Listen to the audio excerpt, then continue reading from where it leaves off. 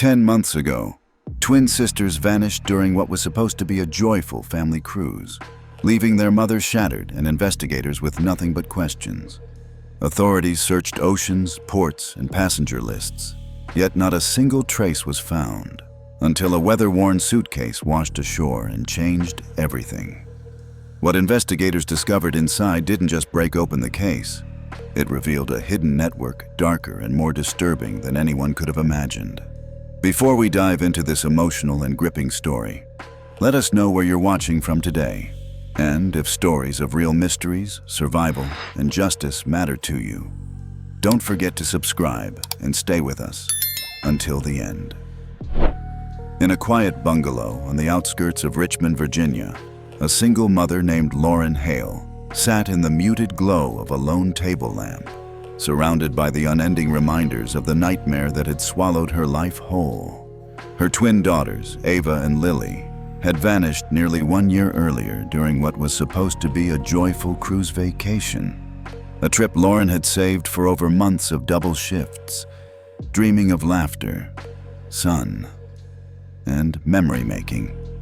Now, her living room had become a silent shrine to that loss. Missing posters featuring the girls' bright smiles lay scattered across her coffee table, their edges curled and yellowing, worn from being handled too often. On her desk, case files sat in leaning stacks she could recite from memory, the words etched into her mind like scars. A dozen sympathy cards remained unopened beside her chair, because opening them felt like admitting defeat, admitting her daughters were never coming home. She had just reached toward one when her phone rang. The name, Detective Marcus Avery, glowing on the screen. Her heart caught. "Detective, please tell me you have something." She expected the same tired phrases. "We're still working leads. We'll keep you updated." But Avery's voice was different this time. Tight, measured, holding something heavy beneath it. "Lauren, the sheriff's department on Ocracoke Island in North Carolina contacted us. A fisherman found a suitcase that washed ashore, and we have reason to believe the remains inside may belong to one of your daughters." The room tilted. Lauren gripped the phone so hard her knuckles drained white. She managed only a whisper. "No." Avery continued gently. "We need you to fly with us to North Carolina. There were personal items recovered that require your identification. I'll be at your house within the hour." When the call ended, Lauren realized tears had already begun streaming down her face. Moving as if underwater, she packed a small bag, her mind spiraling back to that day on the cruise ship. The late lunch near the pool deck, the sunlight, the laughter. She remembered stepping away for what she knew now would haunt her forever. 5 minutes to take an important call. Just 5 minutes. When she returned, Ava and Lily were gone, swallowed by the sprawling, glittering vessel. The ship's staff had launched a full alert, searching every cabin, every hallway, every pool deck. But the ocean is vast, and silence can hide almost anything. Now, 10 months later, the sea had finally returned something, but not an answer. Not yet. Security footage from the cruise ship showed Ava and Lily near the pool deck just before sunset, smiling and leaning over a railing to watch a lively performance, the kind meant to make vacationers forget the world. But when the music ended and the crowd thinned, the girls seemed to dissolve into the movement, present one moment, gone the next. For days, investigators combed through every inch of video from every hallway, stairwell, dining room, and recreational deck. But there was no sign of where they went after that performance. After 24 hours, when the routine explanations no longer made sense, the captain notified the ship's flag authorities, and soon the U.S. Coast Guard and FBI were coordinating an active search. Ports along the ship's route were alerted, passenger lists rechecked, identification verified, and entire sections of the ship were locked down as crews went cabin to cabin.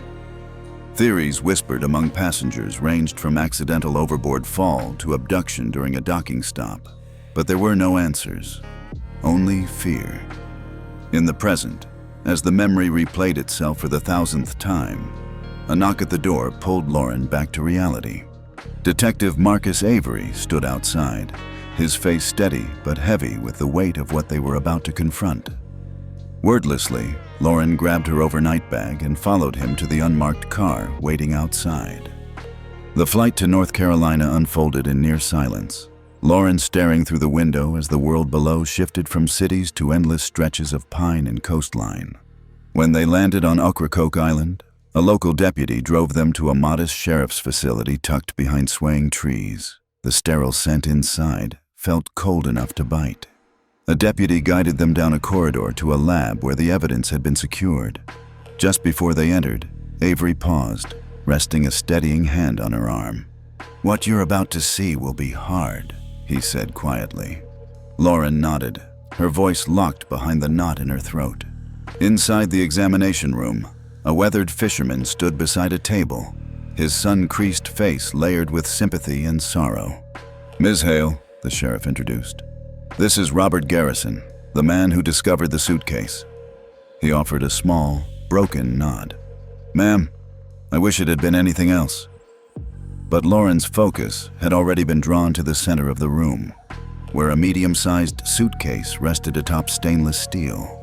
The once blue fabric had been bleached and battered by salt, sun, and time. Its seams swollen and distorted by the ocean that had carried it. Lauren's breath caught, her world narrowing to a single, unbearable point of focus. Whatever lay inside was going to change everything. A medical examiner stood beside the table, waiting for Lauren to signal she was ready. His tone was calm, almost gentle, as he said, "Ms. Hale, everything inside has been documented exactly as it was found. I'm going to open the suitcase now." Lauren steadied herself, fingers gripping the cold metal counter until her knuckles tightened, but nothing could prepare her for what she saw when the lid was lifted. Inside were the remains of a small child, the ocean having taken its toll over nearly a year, skin discolored, bones exposed in places, the body wrapped in layers of clothing that had acted like a final attempt to preserve identity. The examiner spoke clinically, explaining there were no signs of blunt trauma, no cuts, no blood, indicating the child likely died quietly, through suffocation. But Lauren barely heard a word. Her gaze locked instead on a familiar sight. A faded red t-shirt with a cartoon character she had bought for Lily on their vacation. And beneath it, a pair of tiny blue swim goggles still clinging to their shape, the letteral faintly visible where she had once written both girls' initials herself. Her voice cracked on its way out. "That's Lily's. I bought matching goggles for them. Ava's had an A." The examiner nodded softly and requested permission for DNA confirmation, but Lauren shook her head, tears spilling freely. "I don't need a test. I know my child."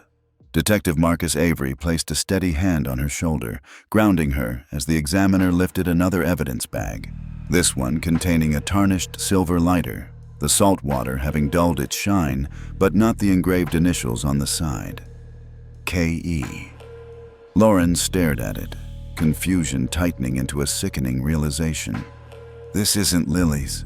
She was 8. She would never have had something like this. Avery's expression hardened, his voice low and controlled. "Then this is our first real lead. Something that belonged to the person who took her." And for the first time in 10 agonizing months, the grief in Lauren's chest shifted into something else. Resolve. Lauren turned toward the fisherman, her voice barely steady. "Mr. Garrison, can you tell me exactly how you came across this?"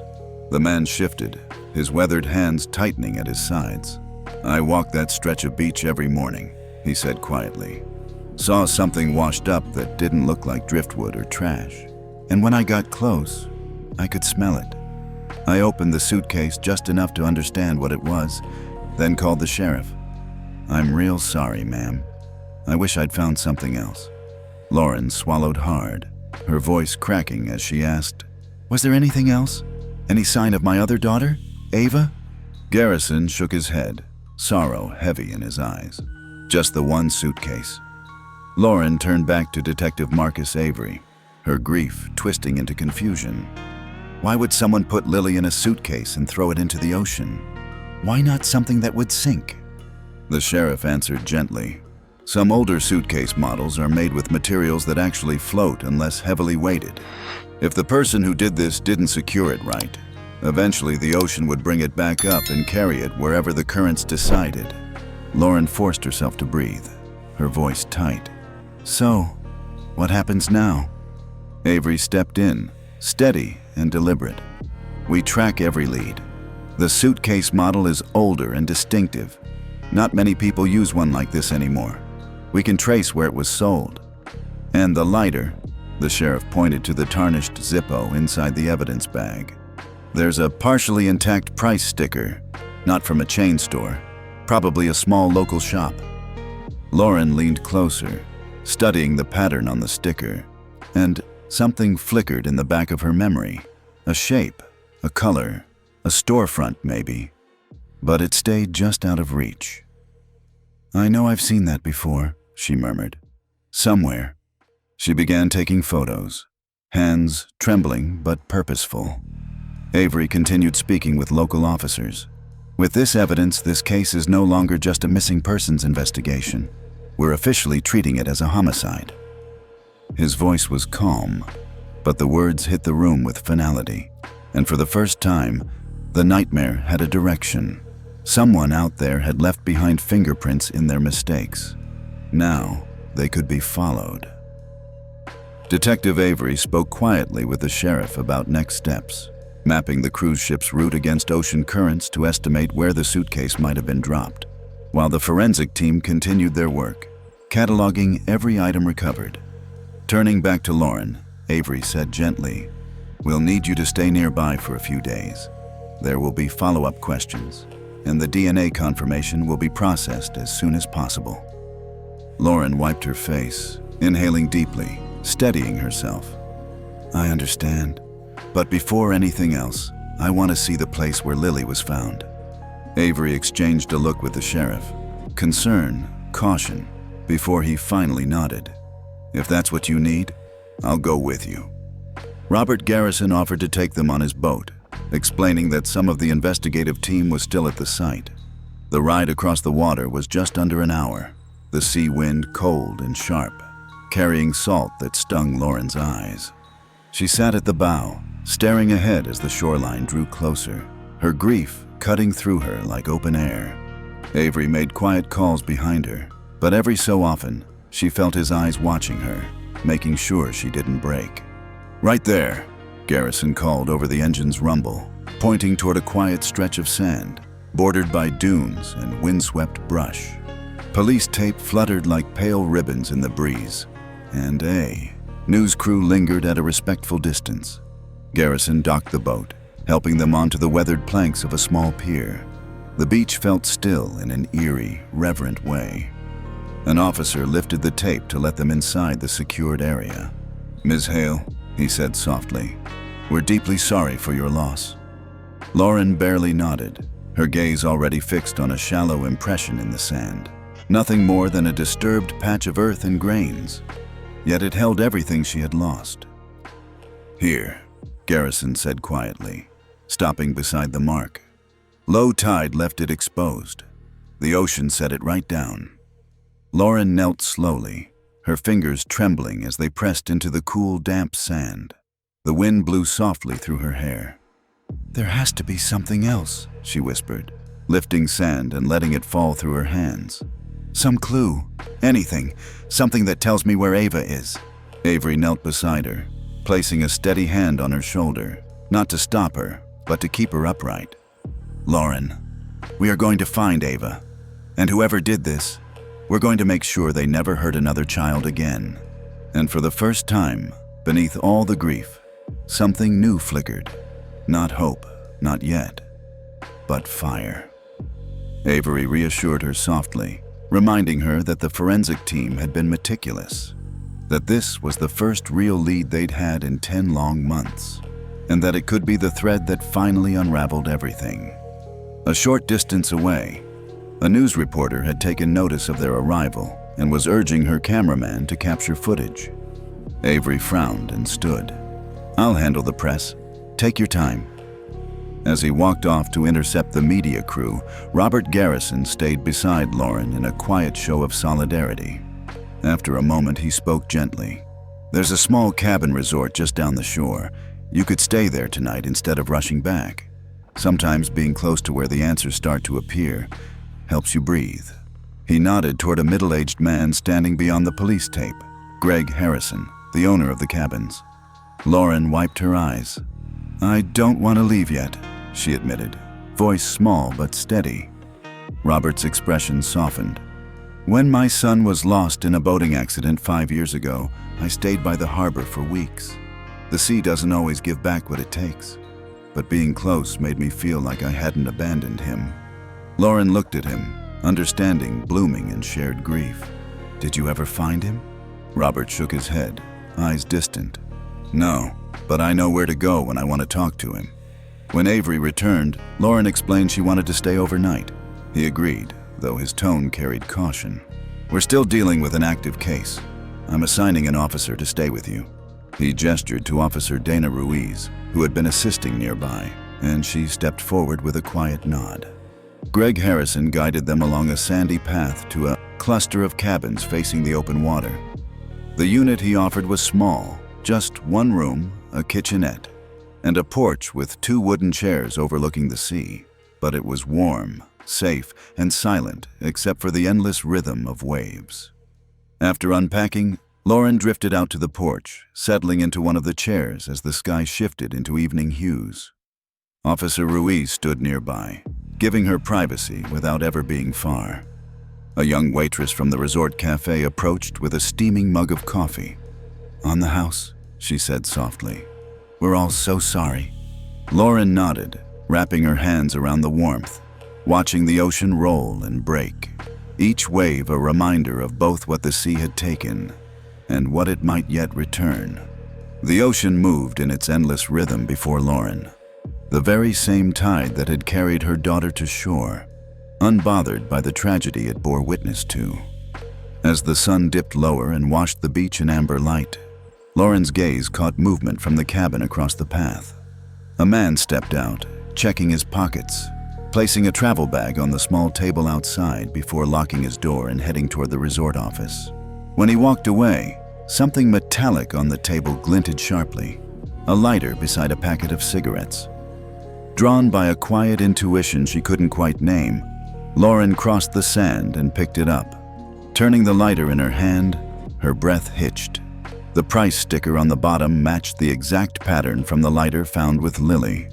A cold shiver ran through her despite the warm breeze. The man was still within sight, so she hurried after him. "Excuse me, you left this," she called softly. He turned, surprised but smiling with casual gratitude. "Oh wow, thanks. Would have missed that." Lauren kept her tone steady, even as her pulse hammered. "Do you remember where you bought it? I collect older lighters." "Yeah, tiny kiosk in Greenville," he said. "Place called Carnes Corner News. Old guy runs it, buys and sells secondhand stuff, kind of a cluttered treasure hunt vibe." Lauren's heart tightened. Before she could respond, a resort staff member approached carrying a square suitcase, the same color, size, and model as the one that had held her daughter. "Sir, you forgot this in your cabin," the staff member called. Lauren froze. The man laughed lightly. "Oh, that thing. Bought it at the same kiosk. Handle broke the second time I used it. Shouldn't have wasted my money." Lauren swallowed, her voice emerging thin but controlled. "Would you mind if I kept it?" He blinked, then shrugged. "Sure. Saves me throwing it out." Lauren nodded, then asked carefully, "Could I have your name and number, just to thank you properly?" He gave it freely, unaware of the tremor running through her hand as she typed it in. Because in that moment, Lauren wasn't just a grieving mother anymore. She had her first breadcrumb. Jeff Thornton gave his name with a puzzled look, and Lauren felt the room tighten around her as she steadied herself and told him the truth. She was there with law enforcement because her twin daughters had been taken, and one of them had been found in a suitcase just like the one he'd left behind. The confusion on his face crumpled into horror. "Oh my God, I'm so sorry," he breathed, shaking his head. I had no idea. If there's anything I can do. Lauren thanked him for the kiosk tip. The detail might be more important than he realized. Then watched him hurry off to catch the ferry back to the mainland. Back in her cabin, she set the battered suitcase on the bed and called Detective Marcus Avery with hands that trembled but refused to let go of the phone. She explained about the lighter and the matching price sticker from a shop called Carnes Corner News in Greenville, and Avery told her to stay put. He'd be there. About 15 minutes later, she and Officer Dana Ruiz waited on the shoreline as Avery returned with Robert Garrison, trading rapid updates. When Lauren walked him through what she'd found, the broken suitcase, the lighter with the same distinctive sticker, Avery's expression sharpened, the way a hunter's does when a trail finally smells like something real. He grabbed his radio and asked for a full rundown, owner name, addresses, business history, everything on Carnes Corner News. As Lauren watched him relay the details, she felt the first hard edge of action cut through months of helpless waiting. This wasn't a coincidence, she thought, and neither was the stamped pair of initials on the lighter, a breadcrumb that, if followed, might lead them out of the dark. This could be the break they had been desperate for.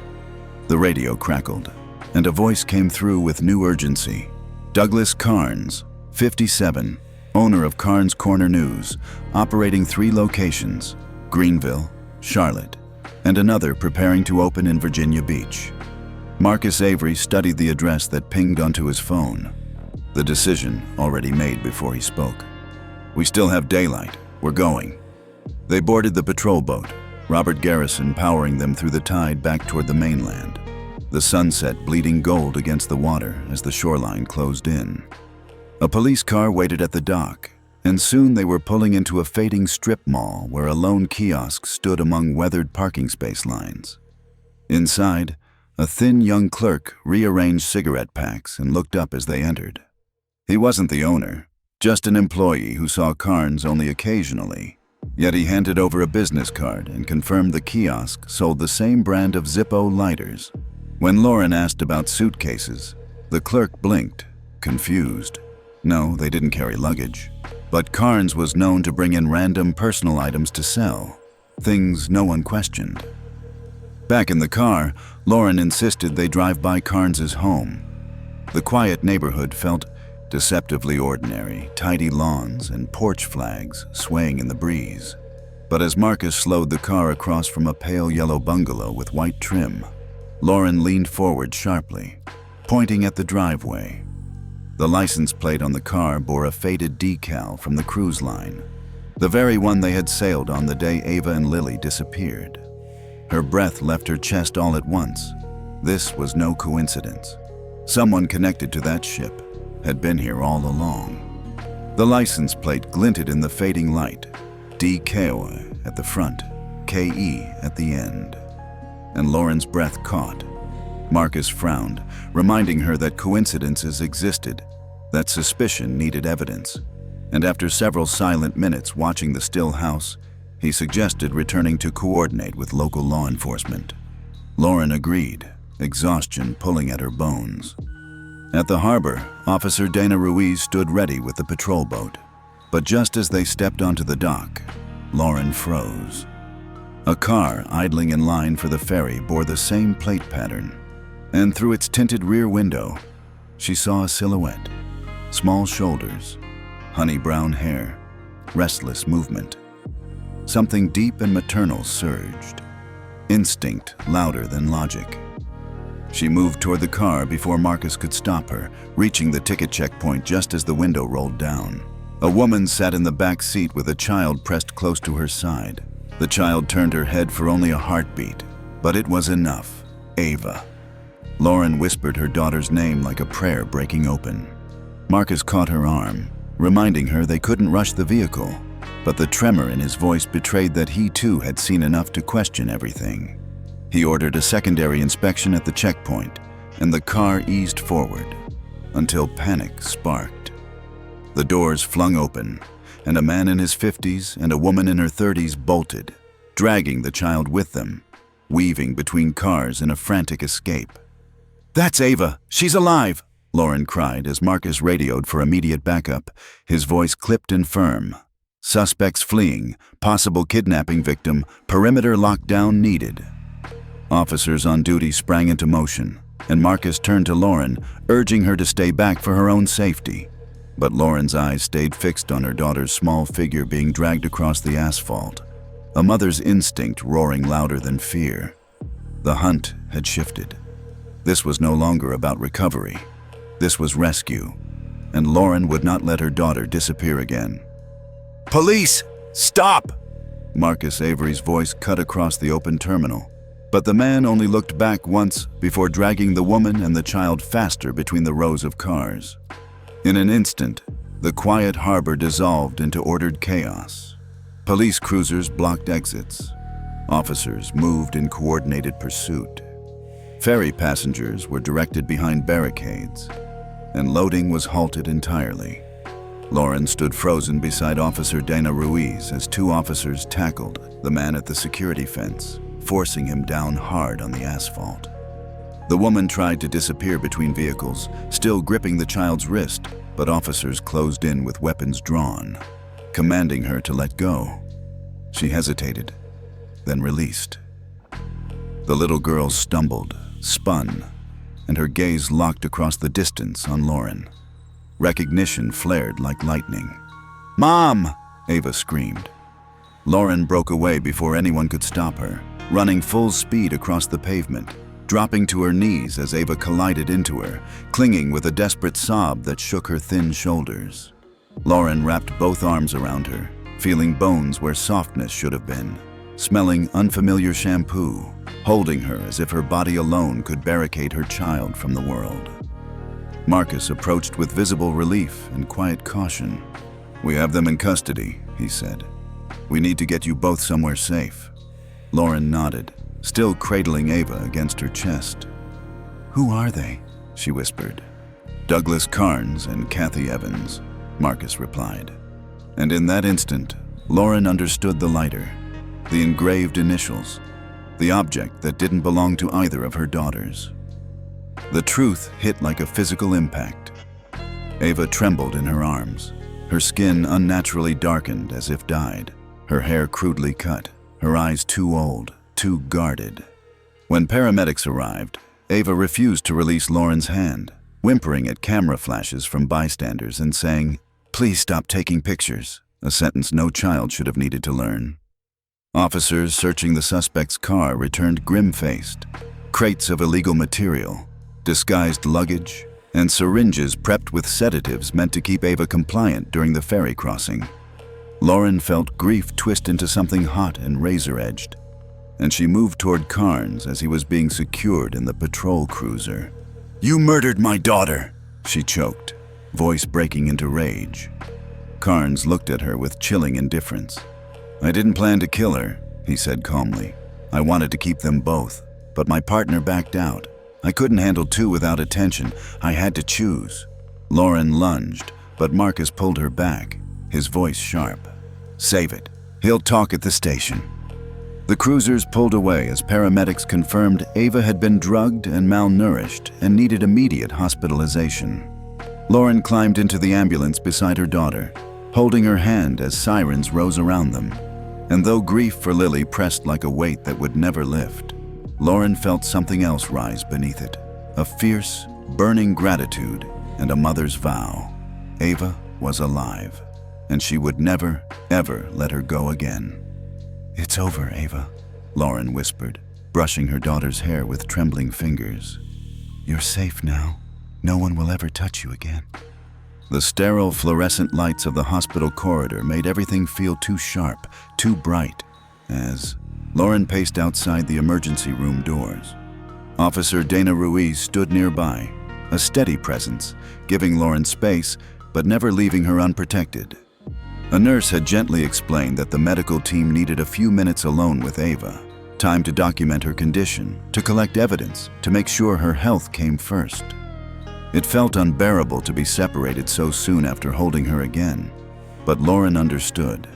This was the first step in reclaiming her child's life.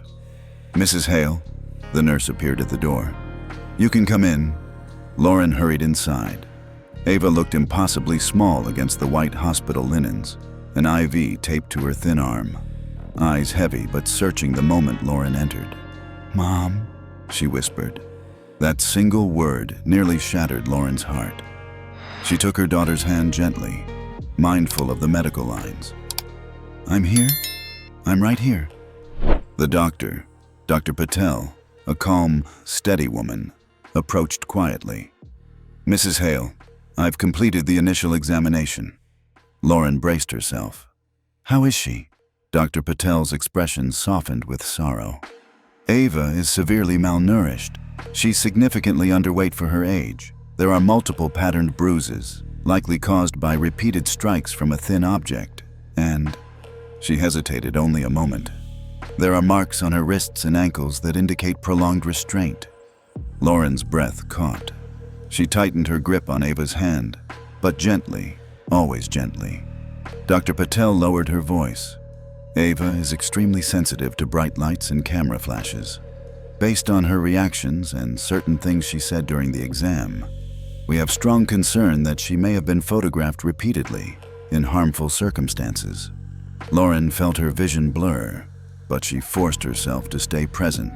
Ava needed strength, not collapse. What do we do now? Physically, she should recover with nutritional therapy and rest, but the psychological trauma will take time. She will need ongoing, specialized support. Lauren nodded, the resolve in her voice firm and unwavering. "She'll get it, whatever she needs. I'll make sure of it." Dr. Patel placed a reassuring hand on her shoulder before stepping out, leaving mother and daughter in quiet, fragile safety. Lauren pulled her chair close and rested her forehead lightly against Ava's small hand. The nightmare was not over, but Ava was here. Ava was alive, and Lauren would never let her go again. Ava drifted in and out of sleep, whispering broken fragments of memories Lauren couldn't decipher, her small fingers never letting go of her mother's hand. Nurses moved quietly around them, adjusting monitors, checking vitals, speaking in soft tones that felt out of place against the magnitude of what had happened. Night had settled fully outside when Detective Marcus Avery appeared at the doorway, his expression somber. Lauren stepped with him into the hallway, the bright hospital, lights making her feel hollow. "Physically, she'll heal," she said, voice rough. "Emotionally, that's going to take time." Avery exhaled and nodded. "I have updates. Kathy Evans is talking. She wants a deal." Lauren braced herself as he continued. "Carnes wasn't working alone. He's part of a coordinated network, people who produce and distribute material featuring children. Carnes provided the children." Lauren felt her stomach lurch. "How many?" "Evans says at least 10. Our team is raiding the location now." Lauren gripped the railing, grounding herself against the wall. "How did he get to Ava and Lily on the cruise?" Avery rubbed his forehead. "He boarded under a fake name, used a stolen maintenance uniform, disabled one of the cameras near the pool deck. He watched them, learned what they liked. He used a magic trick, something simple, to get them to trust him. Then he led them into the service corridors where cameras are limited." Lauren felt her heart fracture all over again. Her daughters had followed because they were kind, curious, trusting. "What about Lily?" she whispered. Avery's voice dropped, gentle but devastating. "Carnes planned to take both girls, but the partner he was working with at the time backed out, said 2 children were too risky. Carnes decided he could only manage one, so he suffocated Lily quietly and placed her in the suitcase before disposing of her overboard." Lauren covered her mouth, tears breaking silently. Avery continued, voice tight with controlled fury. "He kept Ava drugged and hidden in his cabin bathroom until they docked in Key West. Then he disguised her and walked off the ship with everyone else." Lauren shook her head slowly, her voice barely audible. "He found them before the cruise, didn't he?" Avery nodded. "Evans confirmed it. Carnes saw you in Virginia. He remembered the twins. He chose them long before the ship ever left port." The hallway felt colder then, as if the building itself was holding its breath beside her. The horror was not randomness. It was targeted, planned. Still, Lauren looked back toward the hospital room where Ava slept. One daughter was gone forever, but one was here, and Lauren would fight every day forward to make sure the world never took anything from her again. The lighter with the K engraved on it hadn't been a calling card or a twisted signature.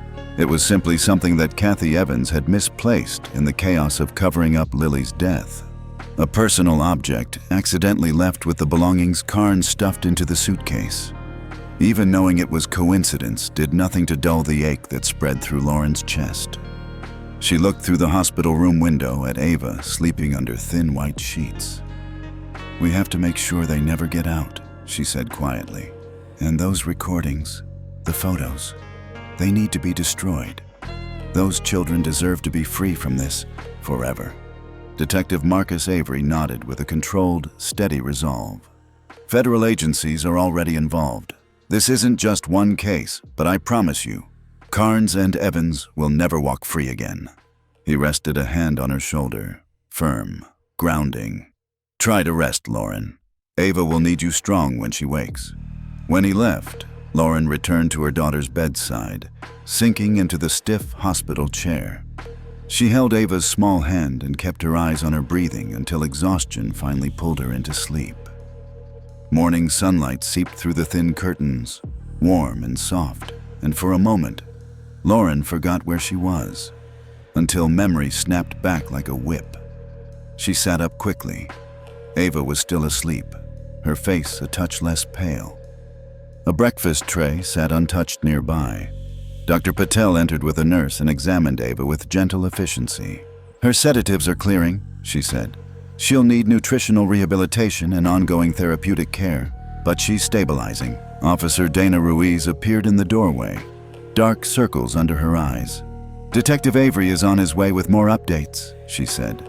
Lauren offered a faint, grateful nod. Ruiz tried to smile. "You're lucky to have gotten her back." Lauren looked down at Ava, small, bruised, too quiet.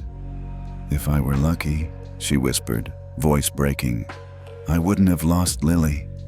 Ruiz's face softened. "I'm sorry." "So am I," Lauren murmured. But she squeezed Ava's hand because some part of her, small but unbroken, refused to stop fighting. An hour later, Ava stirred, eyelashes fluttering, eyes hazy from medication. She blinked until Lauren's face came into focus. "Mom?" she whispered, as though afraid speaking it aloud would make it vanish. Lauren leaned in, brushing her daughter's cheek with steady hands that only shook on the inside. "I'm here," she whispered. "You're safe now, and I'm not going anywhere." Ava's eyes filled with tears as she looked up at her mother. "Where's Lily?" she whispered, voice trembling with a child's fragile hope.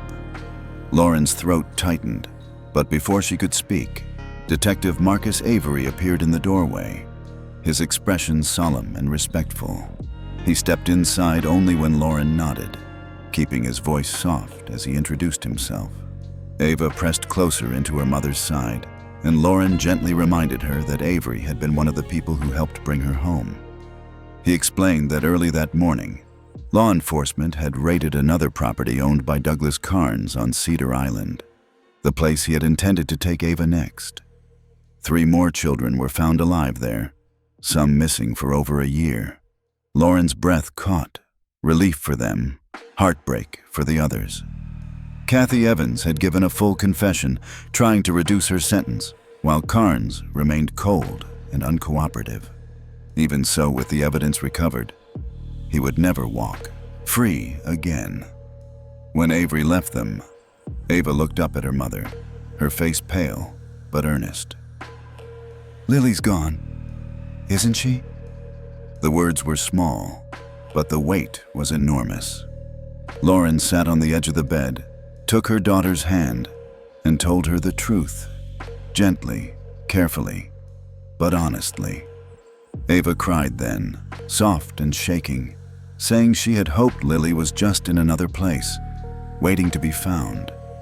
She spoke of the months of being moved from house to house, of being forced to stand still while strangers took pictures, of being told that if she cried or tried to run, they would hurt her mother too. Lauren held her, tears slipping silently down her cheeks, whispering how brave she had been, how none of it was her fault, how those people could never touch her again. As exhaustion pulled Ava back into sleep, Lauren tucked her gently beneath the blankets. That was when she noticed a small scar hidden near her daughter's hairline, a quiet mark of everything she had survived.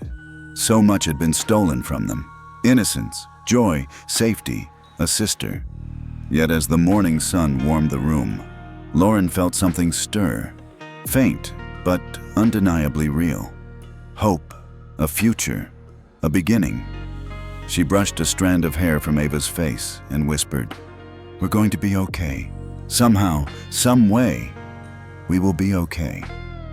Outside, daylight spread across the horizon, proof that even the darkest night eventually breaks into morning. This story reminds us that even in the darkest moments, hope can be the thread that keeps a heart from breaking completely. While one family will forever carry the loss of Lily, Ava's survival stands as a testament to resilience, courage, and a mother who refused to stop searching. Justice is being served, and though healing will take time, their road forward is lit by memory, love, and strength. If this story moved you, take a moment to share your thoughts in the comments, and consider subscribing to support more real stories like this one. Your engagement helps these stories continue to be told.